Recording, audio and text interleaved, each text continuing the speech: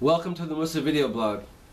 A few days ago, we heard the terrible news of the great tragedy that happened in Pittsburgh. And it goes without saying that we are saddened, concerned, and that our hearts are with those people that are suffering, not just the ones locally, but people that are suffering all around the world. And it goes without saying that there's great concern and there's just so much to talk about and so much to feel. And I do have a lot to say and I do have a lot to share, but this is not the forum. This is a Musa video blog. But I do think I need to say something about what happened, because there is, I believe, a Musa lesson that we can learn from this. There are many lessons we can learn from this, and I just want to share with you one of them right now. And it's based on the words of the Chovos HaLevavos, Duties of the Heart. One should make an accounting with himself as to the length of his stay in this world, and observing the sudden death of other living beings, whether human or other forms of life, consider the nearness of his own end, the approach of his own death. And he goes on to talk about how we have to rectify things. Don't put off things that we can do now. Don't procrastinate. You never know when it's going to happen. Unfortunately, we would all love to turn back the clock, but we don't know when it's going to happen. And so often, things happen in life and we said, oh, if only I would have. Oh, I really should have. I wish I would have done this. I wish I would not have said that. And he's telling us, don't feel too smug that there will be an opportunity tomorrow. Usually there is, but that's not always the case. And even if there is an opportunity tomorrow, but why put it off? Do it today. So I want to share with you a letter that was written by a teenager. This happened a number of years ago, and I think it captures the sentiment. It's actually someone I know that passed away in a tragic accident, an automobile accident. It actually was a bus. And this is a letter written by his daughter. And I'm just going to read some excerpts from the letter that capture this sentiment.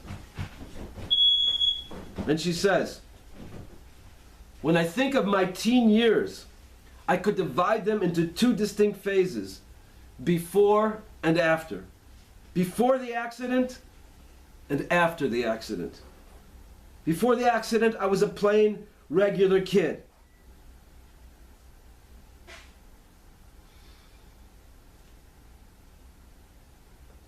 Then she continues a little bit further. I'm skipping.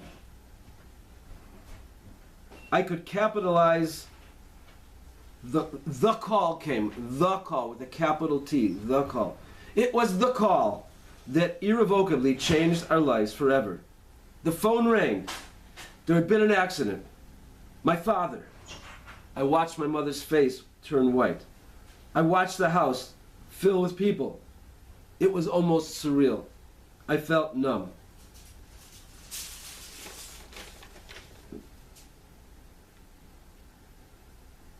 I too was a confident, invincible teenager. Life was great, and in my confidence, I was sure to continue along this path of greatness for the next 102 years for sure. That's how you feel when you're 18 and at the top of the world. And I would add parenthetically, many of us feel very similar sentiments to this. Maybe not teenagers, but we don't really think it's going to happen. My friends are here forever. My parents are here forever. I am here forever. Of course, no one thinks anyone will live forever, but you know what I mean. Now, I truly know that no one is here forever. As my father is no longer here, now I know.